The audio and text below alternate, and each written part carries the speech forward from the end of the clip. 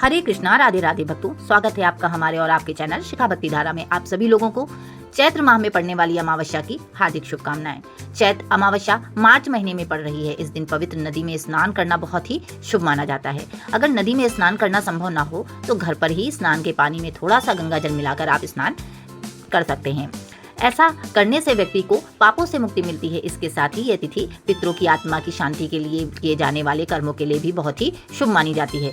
आज के दिन तिल, अनाज, कपड़े और गुड़ का दान करना बेहद पुण्यकारी होता है। तो आइए जानते हैं आज कि मार्च 2026 में अमावस्या तिथि कब पड़ रही है और क्या शुभ मुहूर्त है पितरों के तर्पण के लिए। तो चलिए वीडियो शुरू करते हैं। मार्च महीने में अमावस्या तिथि 18 मार्च 2026 को सुबह 8:25 से लेकर 19 मार्च को सुबह 6:52 तक रहेगी। ऐसे में कुछ संशय ये है कि दोनों ही दिन उदया तिथि पे अमावस्या प्राप्त हो रही है, इसलिए 2 दिन की अमावस्या प्राप्त होगी। तो 2 दिन की अमावस्या में 18 मार्च को आप पितरों का तर्पण और पिंडदान आदि कर सकते हैं, क्योंकि पितरों का तर्पण और पिंडदान ये कार्य दोपहर में होता है और ये तिथि 18 मार्च को मिल रही है और 19 मार्च को आप सुबह स्नान और दान कर सकते हैं। उसके बाद चैत्र नवरात्र तिथि प्रारंभ हो जाएगी। तो इसलिए आपको ये 2 दिन की अमावस्या में स्नान दान 19 तारीख को करना है और पितरों का तर्पण पूजा पाठ ये 18 मार्च को करना चाहिए। हम बात करने जा रहे हैं चैत्र अमावस्या के बारे में। यह अमावस्या संवत की अंतिम अमावस्या होगी। इसके समापन के साथ ही नया संवत शुरू हो जाएगा।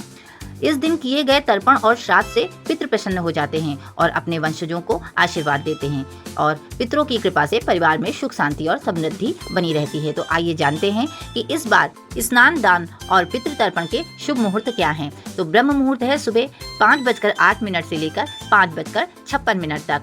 अभिजीत मुहूर्त है दोपहर 12:22 से लेकर 1:11 तक। विजय मुहूर्त है दोपहर 2:47 से लेकर 3:36 तक।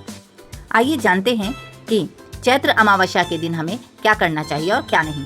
तो सबसे पहला काम पितरों को तर्पण और श्राद्ध करना चाहिए। सुबह स्नान करने के बाद तिल, कुश और जल से पितरों का तर्पण करना अत्यंत शुभ माना जाता है और यदि संभव हो तो इस दिन ब्राह्मणों को भोजन कराना, इससे पितृदोष शांत होता है और पूर्वजों का आशीर्वाद प्राप्त होता है। इस दिन पीपल के वृक्ष की पूजा करना भी विशेष फलदायी माना गया है। पीपल में जल अर्पित करें और दीपक जलाएं, इससे पितरों की कृपा प्राप्त होती है और जीवन में सकारात्मक ऊर्जा का संचार होता है। चैत्र अमावस्या पर दान पुण्य का भी विशेष महत्व माना गया है। इस दिन जरूरतमंदों को अन्न, वस्त्र और तिल का दान करने से शुभ फल की प्राप्ति होती है और जीवन की परेशानियां कम होती हैं।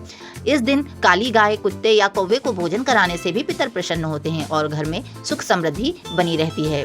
वहीं चैत्र मास अमावस्या के दिन हनुमान जी की पूजा करने से नकारात्मक शक्तियों का नाश होता है और जीवन में साहस व ऊर्जा का संचार होता है। तो इस प्रकार से कुछ ऐसे कार्य करने से हमें पितरों का आशीर्वाद प्राप्त होता है।